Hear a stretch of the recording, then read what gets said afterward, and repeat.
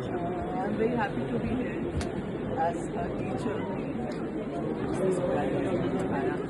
Or she had a point at a place which is where I would also like to be. मैं भी हूँ और मैं भी यहाँ तक पहुँचूँ, मैं भी पहुँच करूँ। कभी वो रहा कि मैं कर नहीं पाई, बट आज लग रहा है जैसे कुछ हद तक वो सपना पूरा हो गया।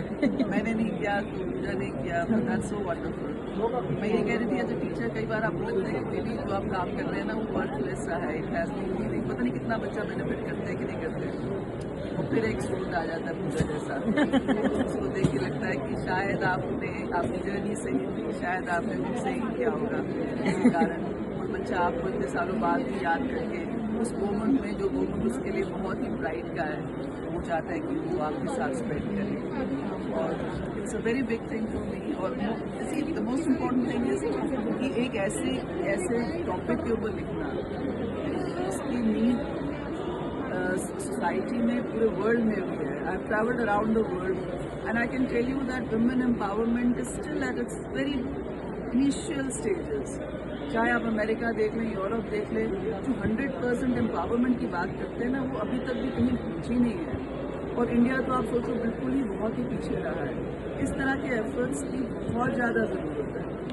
और हम लोग एज वुमेन जितना भी अपने आप को सशक्त कर लें, एजुकेट कर लें, कहीं फाइनेंस में हम लोग पीछे ही रह जाते हैं, क्योंकि वो ट्रेनिंग हमें शुरू से दी ही नहीं जाती। कहीं शायद सोसाइटी को डर होगा कि अगर फाइनेंशियली इंडिपेंडेंट होगी तो हमारे हाथ से बिल्कुल निकल जाएगी। और मैं कहती हूँ औरतों को निकल जाना चाहिए सोसाइटी के हाथ से, क्योंकि सोसाइटी ने बहुत अच्छा किया नहीं है हमारे साथ। क्योंकि हमने माँ बन के, बेटी बन के बहुत कुछ सोसाइटी के लिए किया, सोसाइटी को दिया, उसके रिटर्न में वो सब नहीं मिला जो, और हमने मांगा क्या, सिर्फ इज्जत मांगी और कुछ नहीं। तो मैं ये नहीं कहूँगी कि मुझे लगता है सोसाइटी टिकी ही हमारे ऊपर। तो जैसे मैंने पहले कहा कि आप छोड़ दें, हम छोड़ नहीं सकते इसको, क्योंकि अगर हमने छोड़ दिया तो ये पूरा फैब्रिक जो हमारी कंट्री का है, हमारी फैमिली का है, वो सब बिखर जाएगा। और टाइम इस समय ये है कि बजाय इसके कि हम बदले लें, जैसे मेरे हस्बैंड कई बार कहते हैं तुम पूरी जनरेशन, सारी औरतों का बदला ना तुम इससे लेती हो। और वो कुछ ऐसे हस्बैंड हैं बेचारे जिनको हमारी सुननी पड़ती है सशक्ता के बारे में, एम्पावरमेंट के बारे में, विच इज़ ट्रू। बट हम वो नहीं कर सकते और हमें करना भी नहीं चाहिए। Now is the time to come together. जहाँ जहाँ हमारी कमियाँ रही हैं, आई थिंक उसको पूरा करना जरूरी है। और ये बुक आई थिंक बहुत अच्छा मीन्स है, स्पेशली नाउ जब उसने हिंदी में भी लिखा है। हम लोग समझते हैं कि इंग्लिश ही सब कुछ है, बट अगर हम अपनी मातृभाषा को भूल जाएंगे तो 99% औरतें जिनको हिंदी समझ आती है, लोकल लैंग्वेज समझ आती है, हमने उनको बिल्कुल निकाल दिया। उन्हीं को ज़रूरत है ज़्यादा शायद इस सब की। तो ये बहुत अच्छी किताब है, मैंने पढ़ा है, मैंने इसकी जो पोइट्री है वो भी देखी है, स्लोगन्स भी देखे हैं जो हम इनको पढ़ाते थे कॉलेज में, फैमिली फाइनेंस, पर्सनल कंज्यूमरिज्म, वो सब कुछ जैसे पूरा निचोड़ हमारे RMK का था, इसमें आ गया।